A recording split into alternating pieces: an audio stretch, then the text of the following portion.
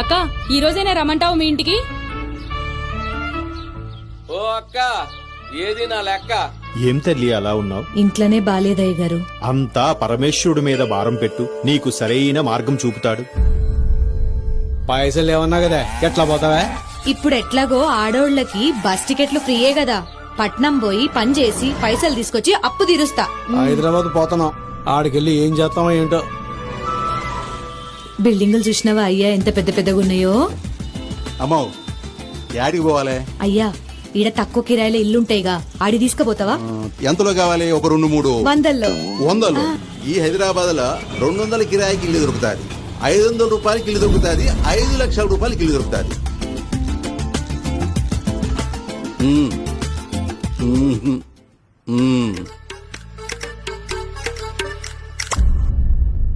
గాఢం